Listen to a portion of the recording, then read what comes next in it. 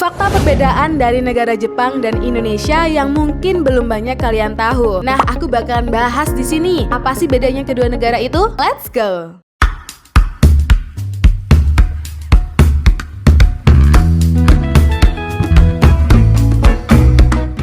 Fakta pertama, dulu aku pernah bahas mengenai minat baca negara Indonesia pada video ini. Udah nonton? Kalau belum, silahkan nonton untuk lebih jelasnya. Di video itu, aku bisa mengambil kesimpulan dari berbagai riset bahwa negara Indonesia sangat minim gairah untuk membaca. Ya, itu ada di angka 0,001%. Artinya apa? Dari 1000 penduduk Indonesia, hanya 1 yang rajin membaca. Cuma 1, sedih kan?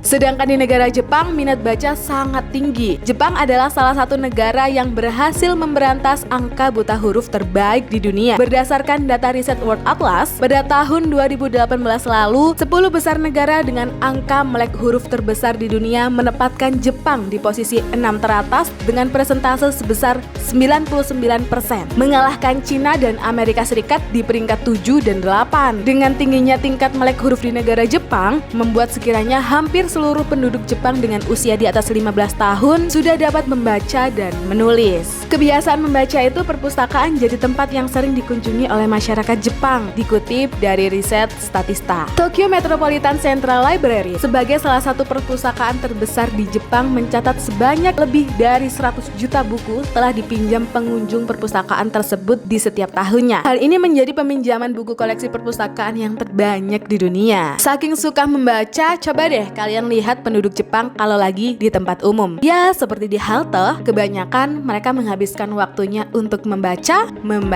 dan membaca. Kalau tadi tentang tingkat literasi, kini tentang tingkat semangat kerja di negara Jepang dan Indonesia. Perbincangan menarik nih. Jepang dikenal sebagai salah satu negara di dunia yang memiliki etos kerja hebat. Semangat dan pantang menyerah itu ciri orang Jepang, sampai disimbolkan samurai, lebih baik mati daripada berkalang malu. Istilah lain, makoto, bekerja dengan giat, semangat, jujur, serta ketulusan. Bahkan, masyarakat Jepang sanggup berkorban dengan bekerja lembur. Tetapi jadinya perusahaan memanfaatkan hal ini.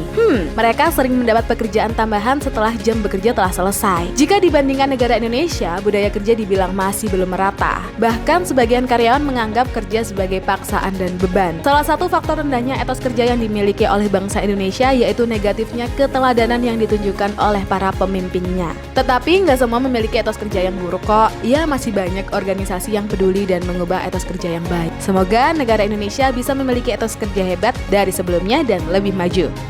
Nah, karena negara Jepang masyarakatnya sangat workaholic, sampai-sampai mereka enggan untuk menikah dan memiliki anak. Mereka sangat menomorsatukan kemapanan. Jika dirasa mereka belum bisa cukup membiayai diri sendiri, mereka nggak akan tuh beranjak untuk menikah apalagi punya anak. Karena mereka berpikir biaya hidup yang dikeluarkan untuk diri sendiri aja udah mahal dan banyak, apalagi biaya hidup untuk menikah dan merawat anak. Ya, seperti yang ramai diperbincangkan akhir-akhir ini, yaitu child free. Dampak dari keputusan untuk tidak mempunyai anak, populasi di negara Jepang jadi turun dan lama-kelamaan orang Jepang bisa punah. Prediksi ini diperkuat sama pendapat dari Hiroshi Yoshida, seorang profesor ekonomi di Tohoku University. Dia bilang secara teoritis populasi orang Jepang tuh bisa punah dalam waktu 1000 tahun. Waduh, masalah untuk ekonomi dan pertahanan negara Jepang nih. Kalau dari segi ekonomi gimana nih kak? Ya kalau nggak ada penduduk, nggak ada pewaris, kan bangkrut tuh perusahaan. Kekurangan pekerja lah. Terus hal lain, pertahanan Jepang juga lemah. Ya gimana ya, generasi muda aja nggak ada. Iya kan? Jadinya nggak punya pewaris deh. Padahal kan pewaris sangat berguna bagi negara sob. Hal ini diperkuat dari video TikTok Teguh Todiro. Minimnya pewaris lebih dari 9 juta rumah kosong di tahun 2023.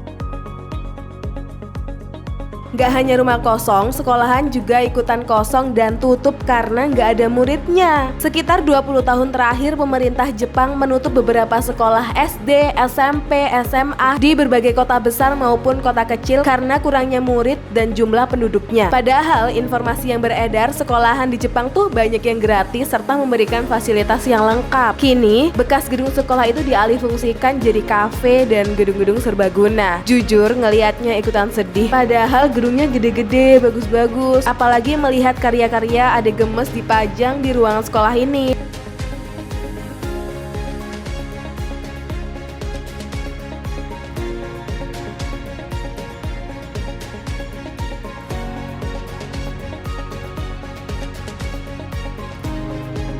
Melihat penurunan angka populasi, pemerintahan Jepang membuat kebijakan untuk memberikan tunjangan dana buat pasangan yang punya anak. Terus di berbagai daerah menyediakan penitipan anak dengan harga terjangkau, biar orang tua itu nggak takut anaknya nggak keurus karena nggak mampu bayar pengasuh. Jadi sangat berbanding terbalik dengan negara Indonesia. Kalau Indonesia banyak anak banyak rezeki, negara Jepang banyak anak memperhambat rezeki. Gitu nggak sih?